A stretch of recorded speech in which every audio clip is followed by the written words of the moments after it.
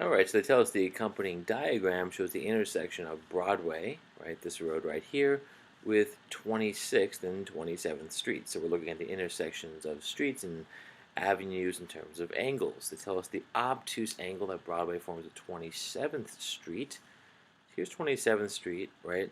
The obtuse angle is an angle above 90, so it's either this one, right, here, it's obtuse, or the vertical angle here. They're both obtuse. They're both the same angle. They're telling us that that angle is 5 less than twice the acute angle, this angle here or here, that's formed at 26th Street in Broadway. So if this angle right here is x, then this angle right here is 5 less than twice x, or 2x minus 5. So these two angles, they add up to 180 because if you think about this angle and this angle being equal, right, they add up to 180 with this angle right here. They're supplementary to this angle. But this angle is an alternate interior to the one we're looking at over here, so they're equal. So that means that this angle x and 2x minus 5 add up to 180. So let's see what happens here. What's the value of x? X plus 2x minus 5 equals 180 degrees.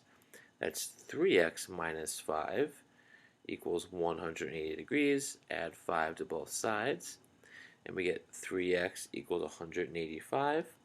I know 3 goes into 18, so I know 3 goes into 180 60 times, right?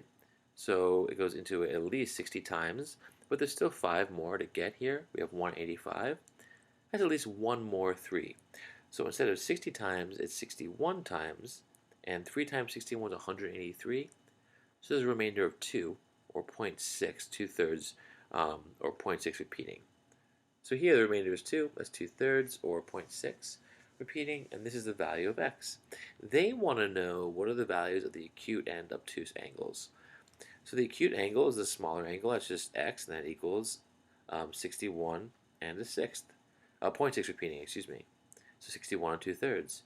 Here in the other angle we have 2x minus 5, so let's evaluate that when x is 61.6. 2x minus 5.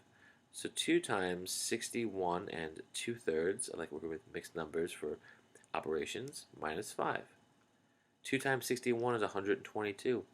2 times 2/3 is 4/3, right? So here, 122 and 4/3 minus 5, I think of 122 and 4/3 as 122 plus 1 and 1/3. That's what 4/3 is.